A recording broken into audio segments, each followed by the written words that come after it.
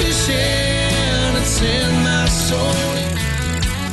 Welcome to the Salt Strong Podcast, disrupting fishing entertainment as you know it. Prepare to laugh. Prepare to get to know fishing legends in a whole new and unfiltered way. And on occasion, you might even learn a thing or two about fishing. Here's your host, Joe Simons. Like diamonds. Hello, Salt Strong Nation. Joe Simons, like diamonds. We are back. This is going to be a fun one, custom rod building. And we're talking about some high-end custom rod building with my boy Brandon here. We're going to talk about some of the biggest mistakes that a lot of inshore anglers, weekend warriors, because we're mostly going to focus on inshore fishing here, even though Brandon kind of does everything, originally a surf fisherman. But we're going to talk about the mistakes, talk about graphene. I took a couple notes down because we talked offline, 200 times stronger than steel and stretches. And dang, this is going to be a cool one, man. So let me give the quick backstory, and I'll introduce Brandon here because if you guys are listening to the podcast, we're also doing this on YouTube too. If you want to go see it, I can see Brandon's got a rod here right in front of him. We're going to show a couple things off. But we talked about doing this, and thank you all for the amazing feedback, all of you who do subscribe to the podcast and on the reviews. And we asked a lot of times, like usually every episode, what do you guys want? What do you want us to talk about? And we've heard a couple of times, hey, get someone to talk about custom rods. Like, I think a lot of people are curious about it. Even me, I've never done one myself, but I'm always kind of curious, like how hard is it? What does it take? And one of our members had mentioned your name, and Tony Acevedo, one of our coaches, had fished with the member, and you might know his name. I don't remember the member's name off the top of my head, but Tony used it. He felt it. He's like, dude, this is one of the nicest rods I've ever felt in cast. Like, this is smooth. He talked to you. He's like, all right, this guy can get in front of a camera. He's going to be awesome. Talk to you offline. I was like, all right, I'm sold. Let's do it. So Brandon Elinich, did I nail it? Yeah, good enough. Tell you the truth, you might be right. I might be wrong about my name. I don't know. I didn't know what's your last name. It's Elinich. Elinich. Like I said, you might be right.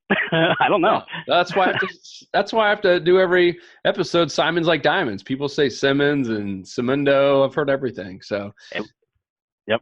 Yeah. All right. So, Brandon, you with Black Pelican Custom Rods. What's the story, dude? How did you get into this? Were you born a rod maker? No, I wasn't actually. As a kid, I was always very into technical stuff, and thank God for my parents were very, very cool with me tearing stuff apart and trying to figure out how it works and just leaving it in piles in the garage. So, then I started getting into fishing when I was real young, and I just fell in love with it. And basically when I got to the salt, into the surf fishing is when I really fell in love with it. And I did some tournament angling, and then I realized, there's another aspect to it other than just buying a rod off the shelf or doing something. You can do different things as far as changing the reel seats, the grips, the guides, all that stuff. So one day I just woke up and said, I want to build my own rod. So I enrolled in the University of YT, which is the University of YouTube, and basically started watching videos over and over and over and over again. And then I, went on Google, just searched up rod building and building components, got my first kit, and built my first rod, and it came out like it was my first rod. It was, it was my first rod. So I was like, wow. I still have it. Oh, absolutely. Okay. I still have it sitting in the back, and it's but it looked like it was the first rod. And then that was probably about 8 years ago, and probably about last year, right around this time actually, is when I said, okay, you know what? I want to do this. I want to go after this and really bring something to the table for people to use that can excel them in fishing.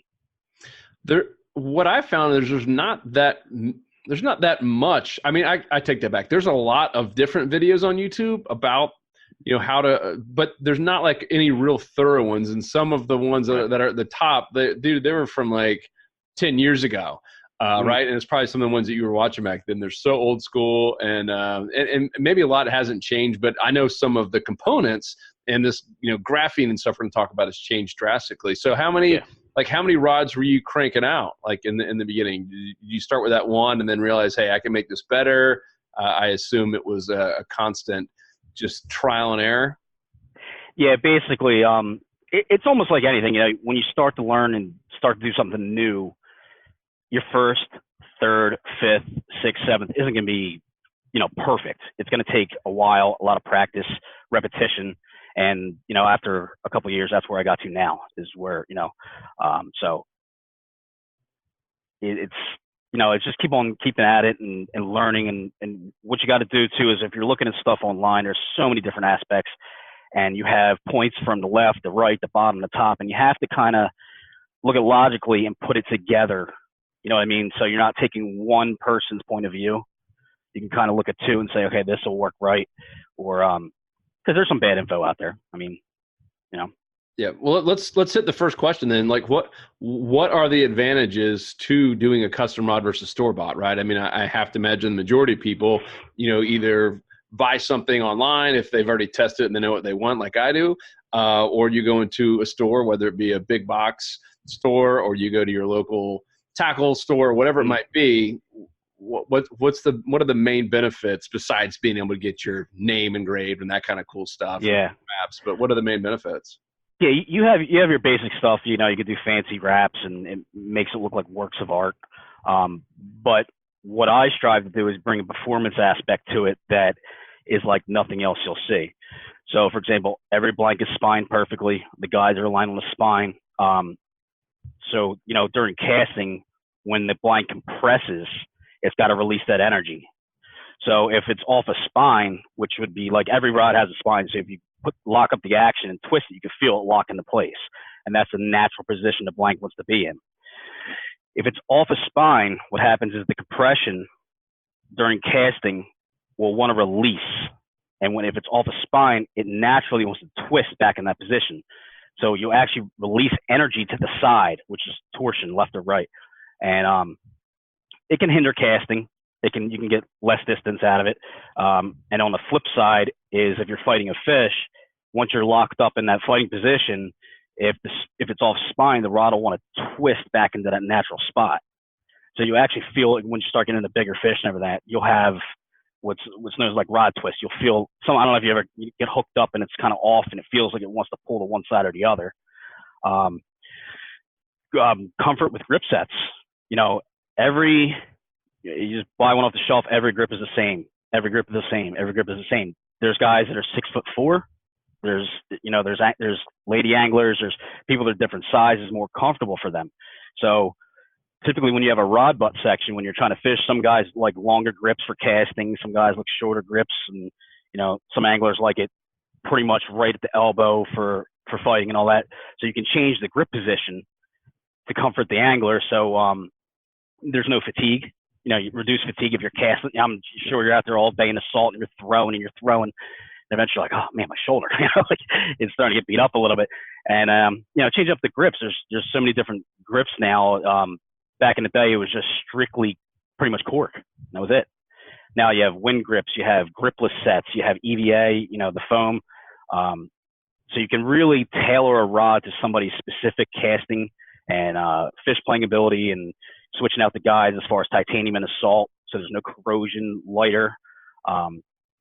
It's basically just to pinpoint the angler so they can, put more fish on. So one thing you mentioned was the spine, because all the custom stuff I get, that's really interesting. So do you see that a lot of the off-the-shelf rods, like in a big box store, they do have some issues with the spine? Is that? I would imagine so. See, I've never built in a factory, so I couldn't tell you per se. But if you're pumping out rods like that, it takes a little bit of time. So I have seen a couple off the spine, off of the. I've been building so long now, I haven't even picked one off the shelf in years. But you can actually grab it and lock up the action and bend it, and you can feel where that spine's at, and the guides will line up on it. I would imagine that. Yeah, probably going through a factory and they're trying to pump them out. They'll probably miss a few here and there. Yeah, cool. I got to know, what do you have right in front of you? For those of you watch on YouTube, you can see he's been teasing us here with this. Yeah, this really pretty rod. This is one of the new Century models here. It's inshore. It's 7.5 feet to moderate action, so you get that bend right down into the midsection. the carbon is autoclave carbon. Is processed differently than any other carbon composite. It's integrated with graphene, which All right, is that let's talk about this graphene, dude. What's going on with the graphene? So, I believe it was 2012, a scientist figured out that if you strip down graphite by a monoatom layer and arrange the atoms in a honeycomb lattice, so it looks like a honeycomb almost, that it creates immense strength capabilities. So what it does is your typical carbon, you have the thin wall design, it can get kind of brittle. So it's prone to, if you high stick it, it can break. What the graphene does, integrated with the resin, is allows that carbon to stretch and without breaking. The graphene itself, after testing, it was 200 times stronger than steel per weight. It's harder than a diamond. It's stretchable. It's cuttable. So it's really taking properties of basically physics and just amplifying what you can do with it. And so, tell me where does that come into play with the rod? Is it a layer? Is it mixed in the carbon? How does that? Yeah, basically, the way that Century processes the blanks is it's mixed in with the resin, with a glue that matches up the carbon. So it's rolled on a mandrel with everything, but then it's thrown through an autoclave, which is an autoclave is just a big cylinder basically. And the rod blanks are put in a vacuum bag, and then it's under tremendous amounts of heat and pressure, which is different from traditional carbon processing, which is thrown in a kiln or an oven. What the autoclave does, it compresses and gets all that resin out. Well, not all of it, but the majority of it. So you get the micro bubbles out, the air bubbles. It makes it basically a resin-lean composite, which makes it super dense. And then when you integrate the graphene with that, it makes the bond structural, because the graphene itself is carbon. So it makes it structural. The sensitivity goes through the roof. So, I make a joke about it sometimes, if you're out there fishing and a fish swims by and farts, you're going to feel it. So, but that, they make it super sensitive, and then the graphene allows it to stretch. And then we add the outer layer, which is either a Textream or 1K carbon weave, which is kind of like the armor of the carbon, because it's not impenetrable, but what it does, it protects the carbon matrix. So you don't, from nicks, dings, penetration, that's where the carbon can actually weaken.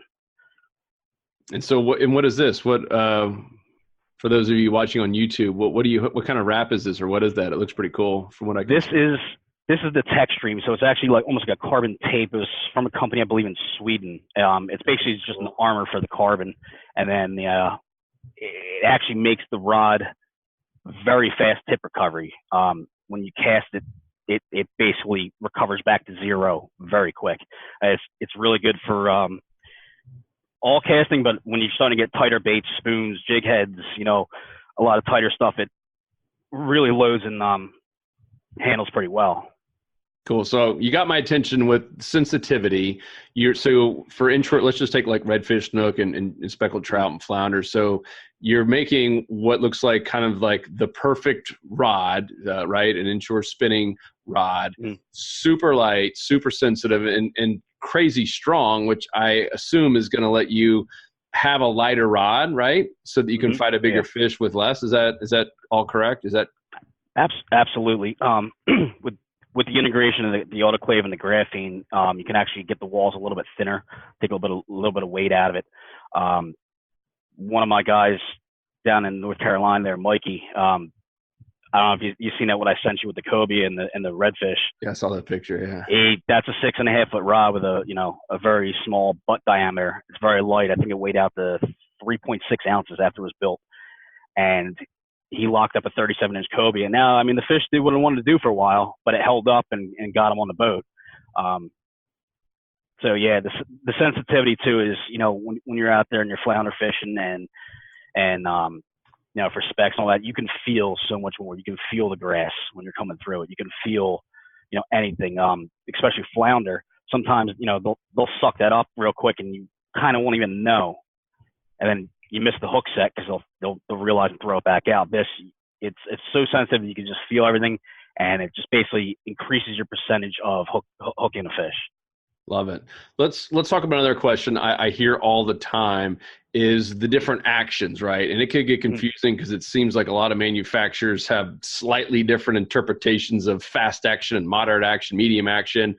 Can you kind of give us the breakdown, the dummy's guide to action on rod? Right. So you have your action. So basically moderate fast, extra fast. It's all in the position of the rod blank where the rod starts to bend. The fast actions, they're pretty sensitive and tight as far as casting. They're good for like I said, tighter baits, something that's more aerodynamic. The more moderates, you get a lot of tumble out of if you're using, chunky plugs or something like that. If you use a moderate action, what it does is it slows down that tip recovery after the cast, and it kind of reduces that tumble of the bait when it goes through the air. As far as hook setting, fast actions, you have a quicker hook set. The more moderates, it's more slower, so the fish can actually take the bait further. So it kind of depends on your style of fish and what you're baited up with. What do you do more of? What are you making more of? The fast. Okay. Now, the thing with these rods is they have a 3-tiered modulus or fiber count throughout the rod. So you have distinct butt, mid, and tip section. So what these rods do is they're fast, but when they're put under a lot of stress, it releases the energy down into the rod butt and almost turns them parabolic. So it almost turns it into a moderate action, per se. It's not a true moderate action, but instead of, I'm sure you've probably felt a rod before where you're on a decent fish and the stop of the action, it felt like it was up in the tip. It kind of just stayed there and it kind of probably felt a little uncomfortable. Mm-hmm. What these rods do is they'll let that energy down into the butt section. So it almost feels like the fish is in your hand. And so that's where you get a lot of the power from too. Dang. All right. Another one, Cork. I've also heard that Cork is the most expensive thing about building the rod. Is that a rumor? Is that true? Let's talk a little bit about Cork on these inshore spinning rods. Cork can be pretty expensive, yes. Once you get up into the grades, like the higher grade Cork, they can get pretty expensive. But there's a lot of stuff coming out now that I've only built probably 2 to 3 rods with Cork in the past year. Everything's moving. What are you using? I'm using more towards the gripless, which is kind of like, this is the gripless, like Alps makes a lot of these seats, Fuji makes one. Basically that's it. It's very ergonomic. So try to explain it for those listening on iTunes and Spotify. So basically the real seat is very comfortable in the hand. So when you're fighting a fish, it basically sets right in the palm of your hand and there's no actually true grip to it. You can add, slight additions to it. Extending out from the top or the bottom is if you want to do Cork or EVA, or even what I'm doing a lot now is wind grips. They're a big thing. I started using them a little bit ago and they're amazing. There's a win. So basically it's just a foam EVA core wrapped in a polymer, and they're very comfortable. They're light. They're tacky when they're wet. That's a big thing too, because I'm sure you felt with the Cork gets wet or the EVA gets wet, you can get a little slick feeling to it. This is kind of grippy. So when it gets a little tacked up, the dry tacks get kind of sticky. Wind grip. And what about split grips? It seems to be a trend of having a split grip. Mm-hmm. What's the deal? Split grips. Oh, let me see if I can grab this. Split grips here, like this. They are, what you can do is you can reduce a lot of weight when you have extended grip. Like this is a 14.5 inch or 15 inch grip from the front of the reel seat. So all this material in the back section, you can reduce that. You can lighten up the rod. You could switch them. You could put a big foregrip or smaller foregrip, whatever you want. And they're pretty comfortable. I'm all my rods pretty much have split grips. I'll still build with a fully extended butt a 14-inch or whatnot. But I'm really, really in love with these here. They're really comfortable, and it's just the performance you're looking for, when you're out there all day throwing over and over again. Does it make it cheaper too, or is it more expensive to have the split? It makes it a little bit cheaper, yeah. Comparably, with like a wind grip setup is probably comparable to Cork. Okay. Maybe a little bit less expensive, but they're pretty comparable in price. I'd say as far as price goes, the most expensive thing besides the rod blank is the guides. That's where it can really go up there with some of the stuff from like titanium and torzite, the hard ring materials. That's where you can go up in price a lot. All right, let's talk about that, because I want to get into some of the biggest mistakes people make when they get into this, and just all the materials, the equipment. But let's talk about the guides before we get into that, because that is a big question. How big of an impact, and how big do you want your guides? How far spaced? Another question that I've seen from people that are starting to get into this. Right. Okay. Let's go in with materials first. You have stainless guides, which is stainless steel. Typically, I build them in freshwater applications. You can use them in salt. You got to keep them really clean. So basically, when you're done, spray them down, because over time they will rust. And what seems to happen a lot with them is, over time, some little bit of salt water will get underneath of the foot of the guide on the blank itself and rust from the inside out, basically. And that's where you come into failures. Titanium is what you want in the salt. Anti-corrosive, it's very light.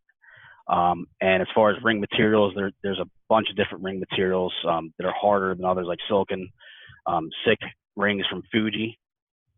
They're hard, and then you go step up to the torzites, which are the new thing now.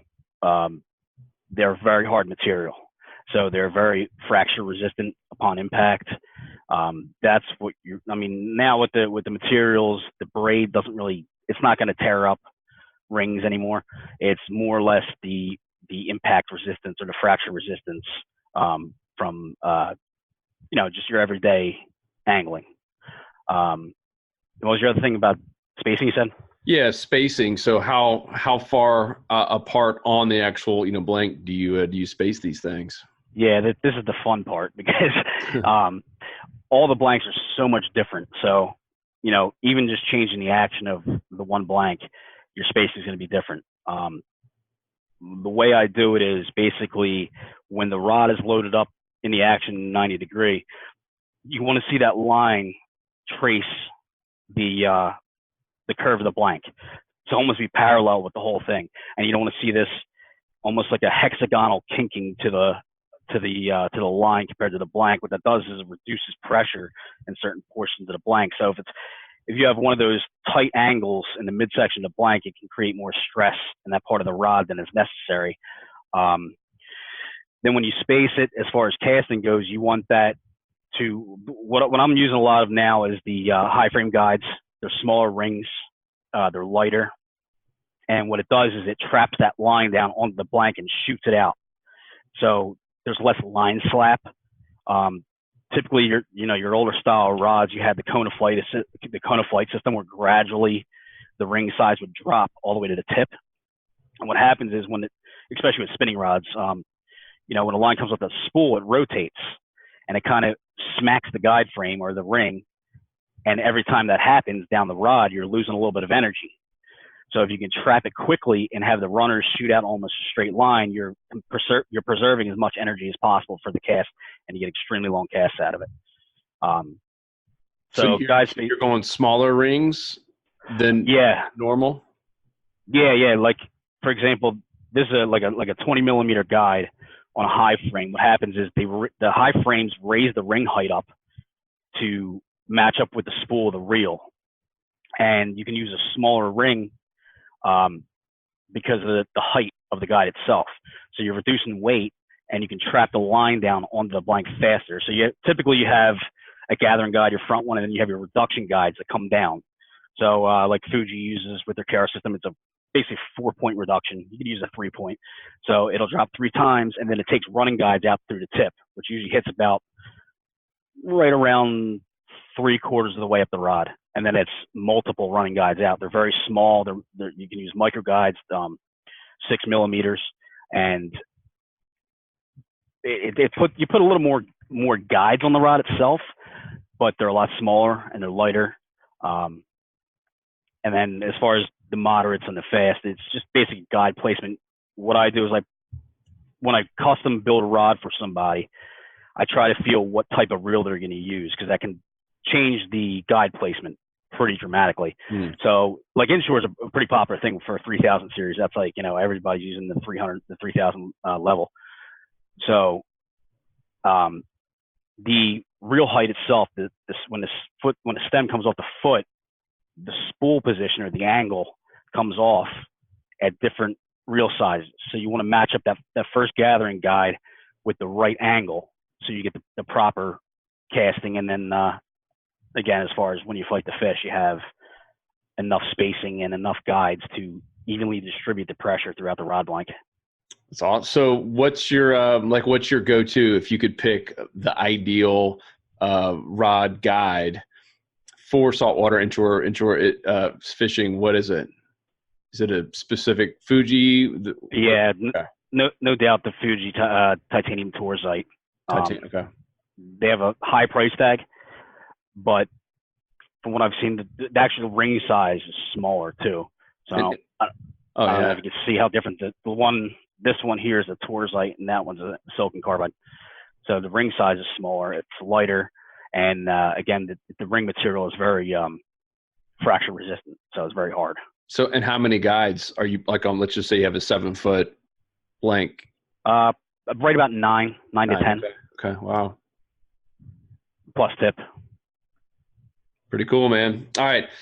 Let's talk about mistakes. What are the things that you wish someone had told you 8 years ago when you first started doing custom rods? A long list of mistakes. This is going to be a fun one. Start simple. Start simple and just get good at that. What I did, once I started getting into it and having a love for it, it was, I want to do this. I want to do surf. I want to do offshore. I want to do inshore. I want to do this. And I started just kind of Tasmanian deviling it all over the place. And it took me a little bit longer to get something down pretty good. Go slow. I mean, you don't have to rush into it. Just take it easy. Now, when you get pretty good at it, I'm at the point now where they can go out pretty quick. I rushed, didn't come out as well as I thought it would, and that's one thing. The other thing is epoxy, like rod finish. When you're finishing up the rod, the temperature is really crucial. I struggled with it for a little bit. It seems like it's probably the hardest thing that rod builders struggle with is the finish of the rod. You get bubbles, the way you finishes, it doesn't cure correctly. Make sure you have a perfect mix. Regulated air temperature is really, really taken off on it, because if you're right around 70, 72 degrees, the epoxy cures very well. If you get these temperature fluctuations, it can kind of ridge on you or wave, and it's just another coat you have to do, or you have to patch up the coat. More detail to the temperature and the mixing of the epoxy is definitely one thing I wish I would have paid more attention to when I started. Because I'm guessing a lot of guides, guys, not guides. A lot of guys and gals are probably doing it in the garage. Like if I was going to do one tomorrow, I'd do it in my garage, which has no AC. I'm here in Florida. It's super hot right now. Yeah. Sounds like that's probably like just asking for bubbles and some issues. I assume. Yeah. Okay. That and the humidity too, that can change a little bit of things. So if you have a regulated temperature, something like a basement, or even, a garage would be okay as long as it's not fluctuating too much. I've had one, I dropped the rod finish on it, woke up the next morning, and it was just, looked like the Rocky Mountains. There was waves everywhere, and I had to cut them down and, lightly sand them and do another coat. And what happened? What's that? Well, and what was the cause? Just the temp? Yeah, it went from probably about 65 degrees down to like 40 something. Whoa. And it just started, maybe it was humidity too. It just kind of created these ridges. It stayed on the dryer, because when it dries, it's got to stay at a steady revolution, because the finish is self-leveling. So when you put it on, it stays rotating. Usually after a good decent set, it'll be about 8 hours. So if you have a problem in between there, even if a rod dryer shuts off, then it just starts to sag and drip, but that's more mechanical failure than it is temperature. But yeah, that's definitely the biggest thing, is get into a place where the temperature doesn't change that much and it's clean. That's the other thing, is cleanliness. When you have a lot of dust, dirt, and debris moving around, you can get that locked up into the rod finish and make it, you'll be able to see it. So in terms of other mistakes, as someone new, we're going to talk about, your rod. You're using the Century and you're using some really high-end stuff. I mean, you're making and Tony, who I respect and is one of our coaches and his friend, said it was one of the nicest rods they've ever used. So you're using some high-end stuff. I personally would be a little bit scared to start off with, really crazy. Is that good advice too, to kind of just get a more moderately priced blank and start off? Oh, absolutely. Okay. Absolutely. Yeah. It doesn't actually, to actually start off, I would get an old rod that's just laying around and do some repairs on it. You can get an inexpensive guide set, basic, kit to build, some thread, and just watch some videos and learn, and do the rod repair thing first, as opposed to starting off from scratch and putting money into it and realizing, this really isn't for me. That's the easiest way to do it. I'm sure there's, pretty much every angler has a rod sitting and they stare at it for 7 years and it just sits there collecting dust. Strip the guides off it, put a new set or even just strip it off and redo the guides, put new thread on it, lay some rod finish on it, and see how it comes out. That's the least inexpensive way to get started. And once okay, this is for me, then you step it up a little bit, and then you start your first rod build. Doesn't have to be crazy, and just very simplistic, clean. Try to get good at the cleanliness and the mechanical aspects of it, as far as spacing and all that stuff, and then you can really go into the wild stuff. So at least as a beginner, what do you need in terms of what tools, machinery? Okay. Basically, you don't need much. I've seen, basically you need a wrapper. So it's either a hand wrapper, you turn it by hand, or a power wrapper, something like this, which you just step on a foot pedal and it rotates. I've seen them homemade. It's basically just a piece of wood cut with a V-notch on either side.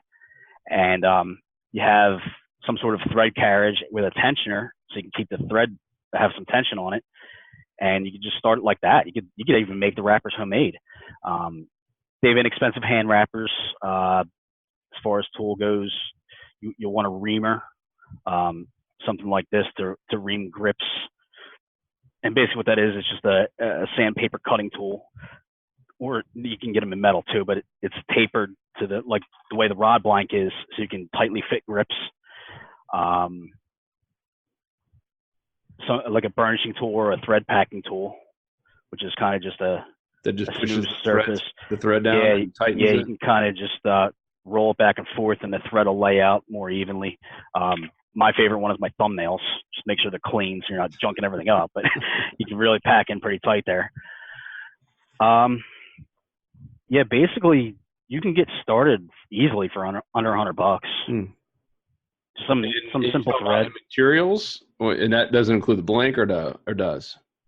Yeah, it can. They sell rod kits that are very budgetable to get started. You can definitely do it for right around there. Yep. Cool. Very cool, man. One more. I had a question here I forgot earlier. When knowing what what are and this is more on the mistake side, how do you know when a rod is cheap? There's some rods that I feel that are way overpriced, without calling out any specific brands. What's the first thing you look for? Is it the guides? Is it, what are you doing in a store to check out a rod to say, all right, this is legit. This is a great deal. I would say, yeah, start with the guides. That'll tell you the frame, the way the guides sit. There's so many different manufacturers out there, and I mean, there's probably thousands of different options you can do to completely build a rod. Yeah. The blank feel, that's a huge one. I mean, I'm sure you picked up a rod, or anybody's picked up a rod, they just feel it and they're like, oh, this doesn't feel right. Maybe it's too limber, or you know, you'll be able to feel the quality of a blank just by picking it up. Even comfort. You know, some of the rods I've seen put together, they're just thrown together, and it just doesn't feel comfortable. It didn't seem like there was a lot of thought process into doing it. So, I mean, nowadays I would say a lot of the rods are pretty well built, though. You know, there's just different levels. You know, like with anything, you have your good, better, best, and ultimate type of thing. So, it's just really where you go with that. All right, let's move into that then. On the best, because I talked to you offline and you've kind of talked about your journey of doing this. And from what you can tell and the feedback I've heard, you're using Century blanks. Is that right? Yes. And why? Basically, I've built on all different kinds of blanks. And when I built on my first Century, I decided to try to take it up a notch. And when I built on the first Century, I realized there's something here that is like nothing else I've ever felt. And it just excelled from there. Basically, I dedicated myself to the rod brand because of how good they really are. Like I said, they're sensitive, long casting, very strong, lightweight.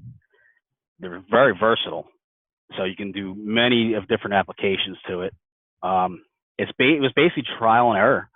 And then I met a friend of mine, Ryan White, down in the Outer Banks, and he was the one who kind of put me on my first Century. And he said, "Here, try this one out." So I said, "All right, I'll give it a shot." And then when I threw it for the first time in the surf, I knew right then and there, I'm like, "This is it. This is the one." And then ever since then, you were just what is it? The feel? You were able to launch it, everything? Oh yeah, it was the feel. It loaded extremely well. So for loading is like when you're casting, you can feel the energy in the rod itself and the way it released. When I was throwing, 3 ounces of weight with it, it was a 11-foot rod rated 2 to 5 ounces, and the sweet spot was right about 3 ounces, and it felt so smooth. And then when I put my first decent big size red on it, you could just feel. It almost felt like you were fighting the fish with a hand line almost, like you could feel the energy in the butt section. And I knew right then and there, that's the way you want a rod to feel. And then it just progressed from there. And the technology is getting better and better and better. This was 5 years ago, I think, is when I first built the first Century. And then now it's all I want to build. And it's tough to use other ones, huh? It's really tough. It's really tough. and so what other components? So you got the blank. What else do you like in terms of? We're gonna now talk high end, like in terms of the best. What are you using? A lot of Alp seats. So you have different style seats. You have your full anodized aluminum seats. They add a little bit of weight, but they're very strong. And this one is an MVT Touray Alps Real seat. Again, you can put grips on it, or it could be gripless. I've been doing a lot of my personal rods gripless. And then you have like an Alps Rapid, which has a soft coating on it, and they all have the lock nuts on the backside of them, so that you ever get that real seat felt loose all of a sudden when you're fighting a fish. Yeah, you put that lock nut on the back of the hood there, so it doesn't roll back.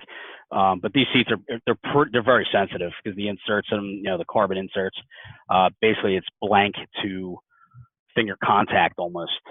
So a lot of the casting seats I used to are exposed blank seats. So your finger is actually touching the blank itself.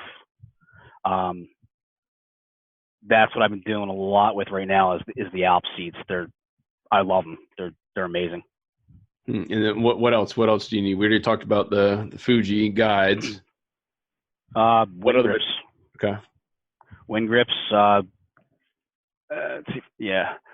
So wind grips, and I'm building a lot like the winding check or the trim that finishes it off. I use all aluminum. I don't use any rubber. Over time, it can degrade a little bit. The aluminum doesn't add that much weight as compared to rubber. It makes it look real tight, and it just gives it that extra little pop. And then aluminum doesn't degrade, so. And you mentioned something earlier I thought was interesting. I didn't even think about it. Was you're matching, your rod to whatever reel your customer is primarily going to use with that. Obviously, you could switch it out. Right. Talk about that. What goes into that? And so if I said I was using a Shimano CI 4 Stratic 3000, how do you change it up versus maybe something a little bit heavier, or is it by weight, or how do you? I'm trying to figure out how do you match those two up the right way. Okay, that's seems like the most popular reel right now is the CI 4 Stratic 3000. So I've been doing a lot of those. When you're seated up and the stem or the spool of the reel, can be a different height with different rod manufacturers. So when you want to build optimally and for the best casting ability and everything else, you want to have the right angles coming off of that spool into your first gathering guide. So if you're off a little bit as far as the reel spool itself, higher or lower, the way that line pulls off the spool and hits the first gathering guide can change the angle.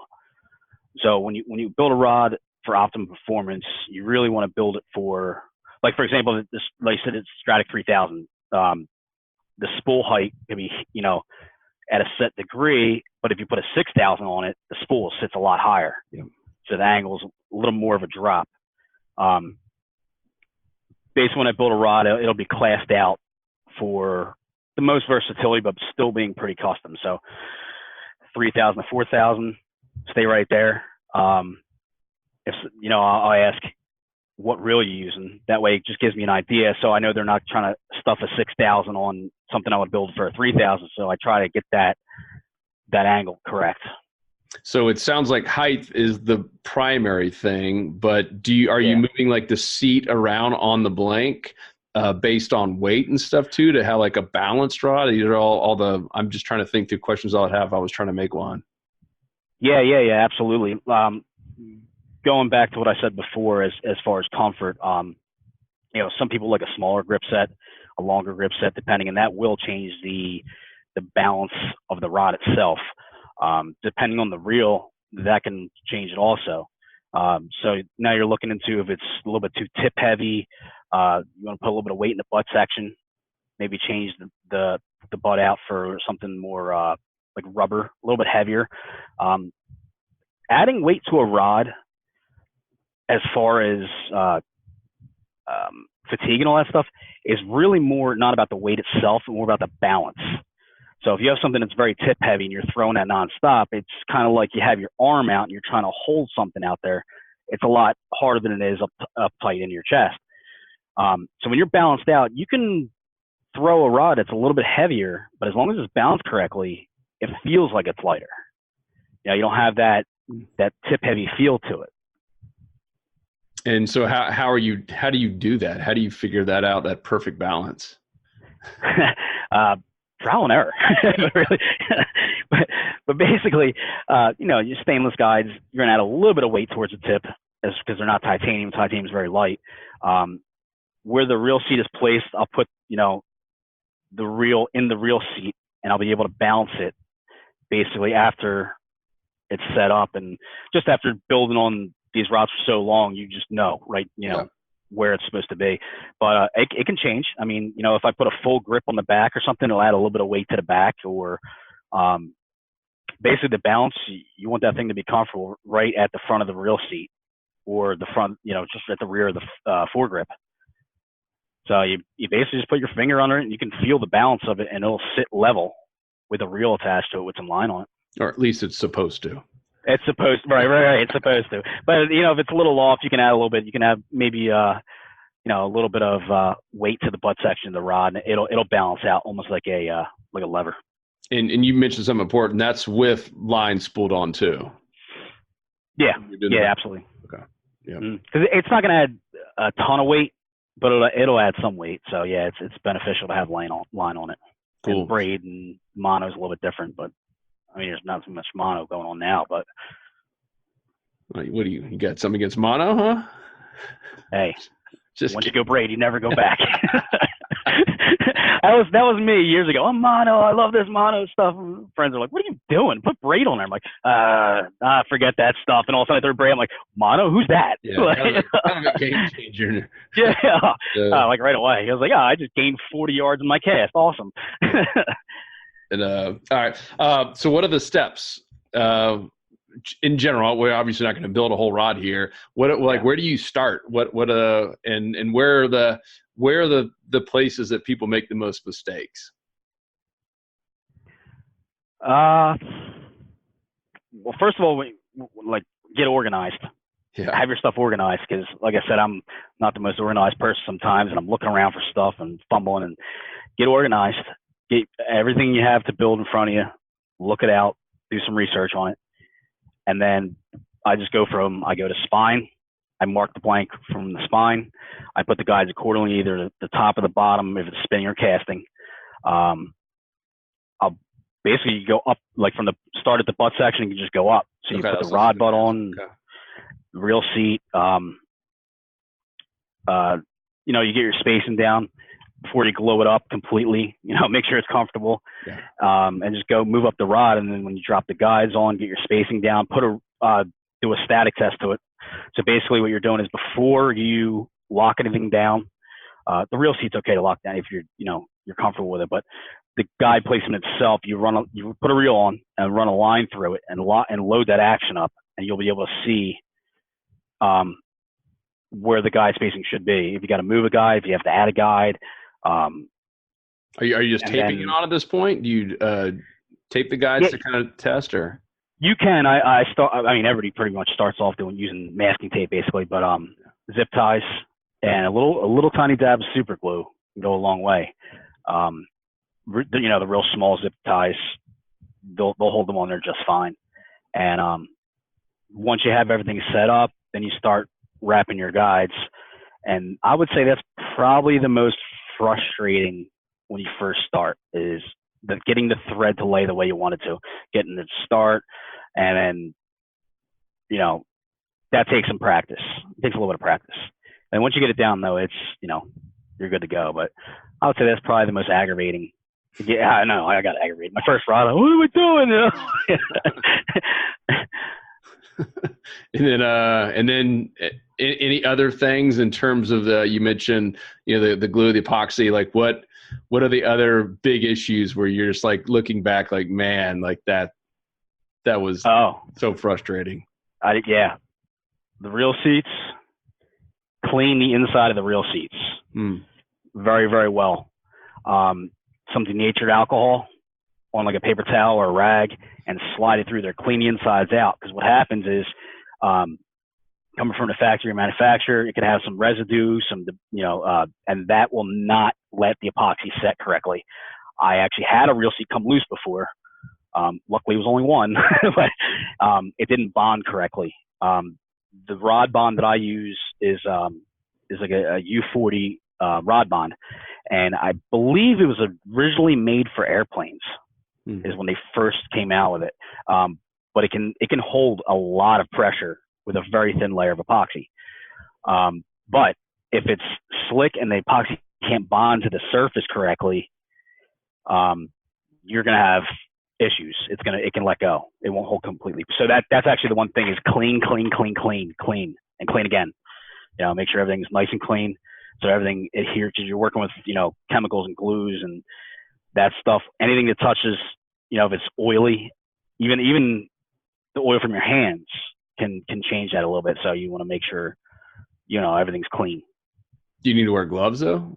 No, you don't have to wear gloves. I mean, before I start building, wash my hands good, and then just get some alcohol and just rub it down, clean everything up, make sure there's no oily residue or anything, and then it'll set fine. Cool.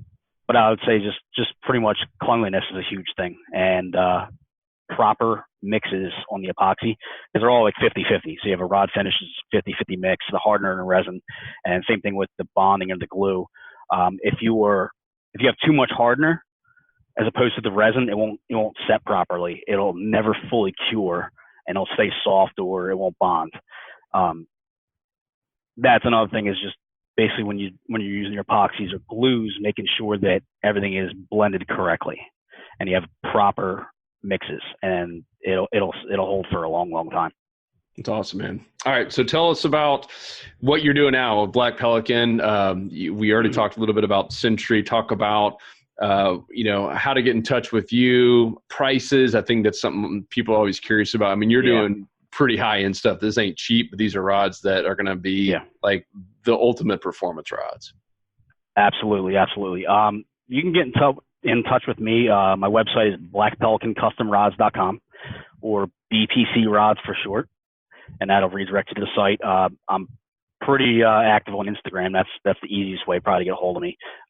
Same thing, Black Pelican Custom Rods. There's a Facebook page.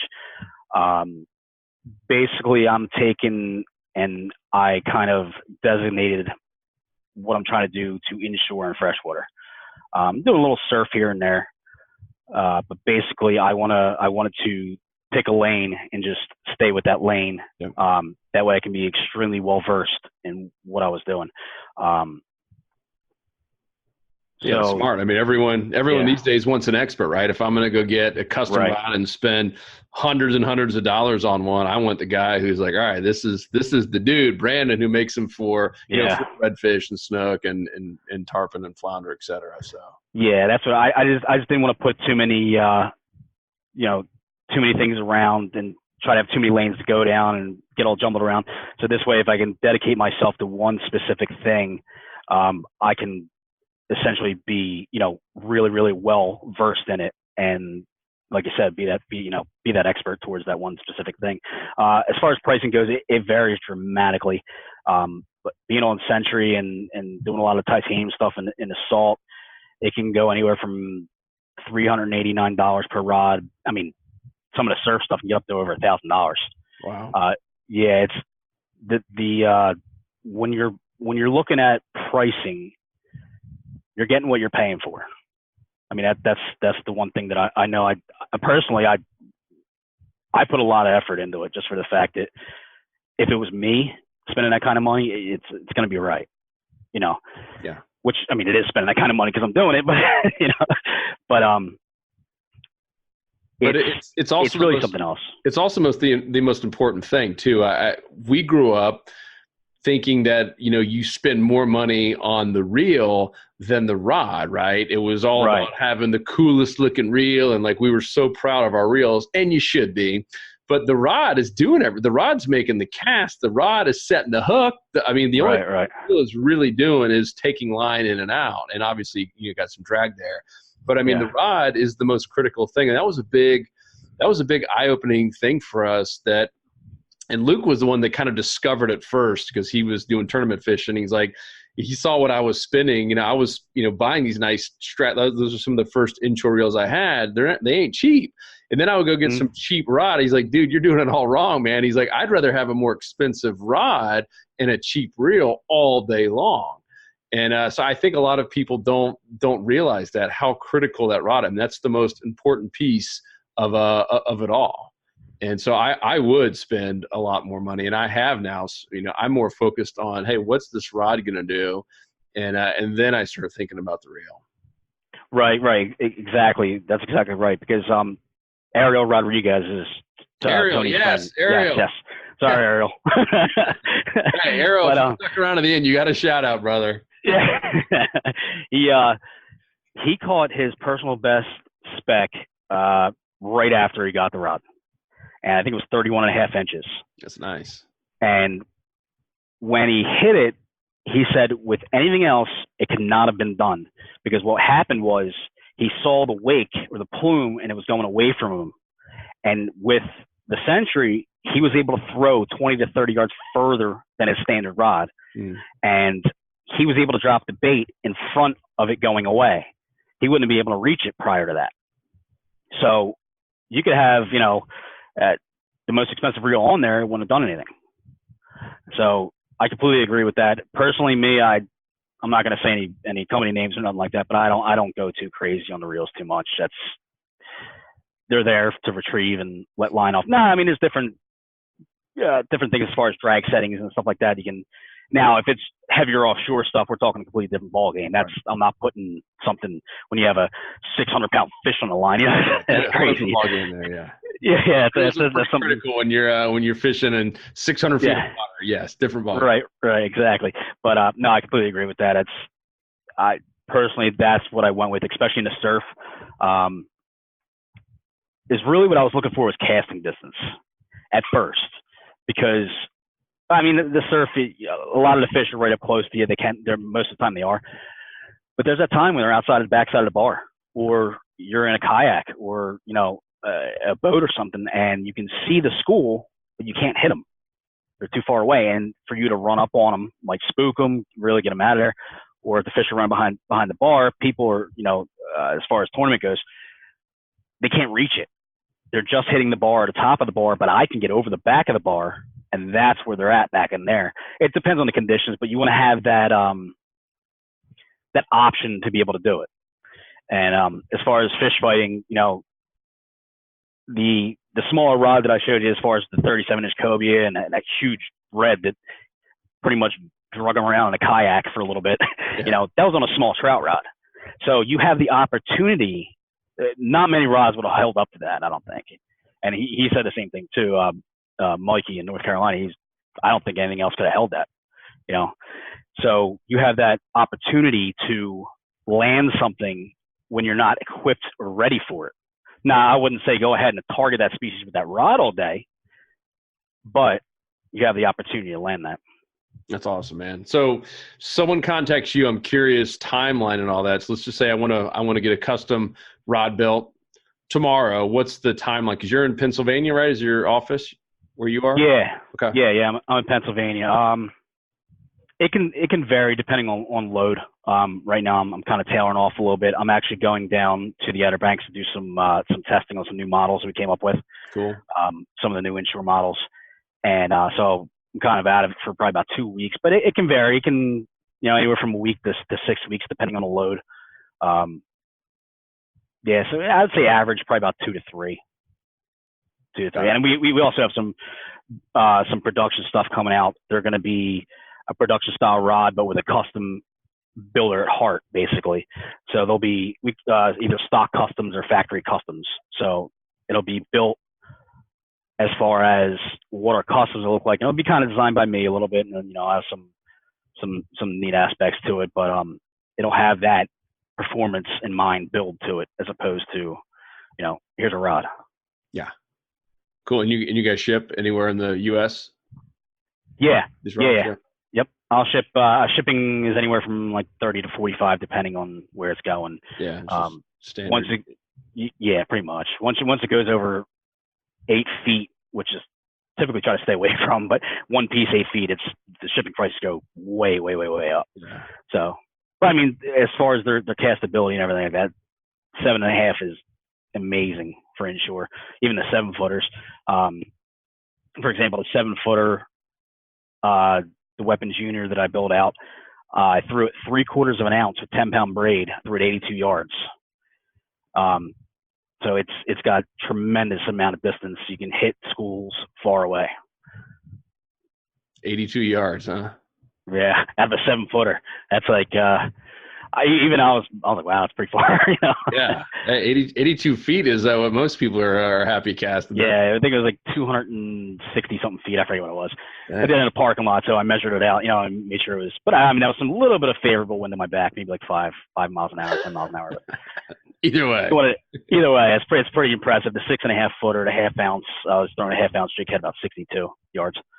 Yeah. And that's one of the new models that we came up with, and then we have some lighter stuff going on now too, where we're getting in that 7.5 foot range, getting down lighter to get them sweet spots, because the way they're built out is, we're doing something like the Ace, which is the lightest one, which is right around a 16th to 5/8 of an ounce, but you got that sweet spot right around an 1/8 to a quarter. And that's, your money jig heads right there. And then you have the next model up, which is right about a 1/10 to about 3/4 of an ounce. And then you got the 1/2 ounce sweet spot, and then it steps up from there, 3/4 the sweet spot, and then really 1 1/4 ounce with the weapon. And the weapon is just, it's a rod. I'll tell you that much. It's impressive. A guy in Mexico accidentally tail hooked a 10-foot saltwater croc and brought it into the boat to get his lure out of its tail. And I mean, this is a rod that weighs, fully built out, probably weighs right about 6 ounces. Dang. And it was impressive. Now it's got a little bit of glass integrated into it, and they call it the weapon for a reason, because there's so many things you can do with it. Throwing it down in Mexico for jacks, and just having a blast with it. It's one of those rods it's so versatile and so powerful, and it's pretty impressive. It's awesome, man. Well, this has been good, dude. I've learned a lot. I'm sure the audience has as well. And everyone, please go follow him on Instagram, Black Pelican Custom Rods. Check him out on the site. And by the time this goes live, you might even be back from your 2-week vacation, and hopefully you have some orders coming in. And I'm very interested to talk to you myself. So I got a birthday coming up, so this could be a birthday gift. So Right. Awesome. That was great. Thank you. I appreciate it. Cool. Well, Brandon, anything else? Any other sites or Facebook? Any other places you want us to go check you out? CenturyRods.com is another one. Place. That's CenturyRods.com. Instagram, like I said, that's the best place to reach out to me. Give me a follow. Give me a like. I mean, even if it's not your thing, every little bit helps. Basically taking this as a part-time venture, hoping to really launch this thing into the next level. I build with anybody will tell you that it's picked one up. I build with a sense of quality. One of my favorite things is when that person gets their rod for the first time and they are just blown away. Not even by the performance yet, but just how well it's put together, because that's a big thing too. I mean, there's some builders out there to do some crazy custom wraps, and they're works of art. Like, I wouldn't even want to use the darn thing. I just want to put it on the wall and stare at it. But it's really one of my best feelings is when the first message I get from somebody who goes, "What the heck is this thing, and how do I get another one?" It's just kind of like they're blown away by it. So it's kind of keeps me going, and anybody that's listening that's picked one up, and you know what I mean. Yeah, including Ariel. Now, second shout out since we completed. Ariel's quick funny story. Ariel was out there. I think it was a Mosquito Lagoon down there, and he had a lure break off on the Century, and he said it was so hot. You feel like sitting there and retying. He just grabbed his other rod. He threw it 2 times. Said, "Screw this." Put it down and went home. He left and went home. He didn't want to tie it on another one on because I guess it was hot and was killing him out there. But I was like, "What? Really?" He's like, "I didn't want to fish anything else." He just left. So that was pretty funny. That's pretty funny. Well, cool, man. That says a lot about you and what you're building, and I really appreciate this time. Super helpful. Ariel and Tony were both right. Very knowledgeable, and I think everyone got a lot out of this. So if you guys have any questions, we'll put a whole blog about the podcast at saltstrong.com/podcast, and we'll put links to all Brandon's sites that he mentioned and ways to get in touch with you. So, dude, thank you again. This has been a really good one. Yeah, thanks for having me on, man. I had a blast. Yeah, good times, brother. All right, stay lines. 'Cause fishing, it's in my soul, it was pain.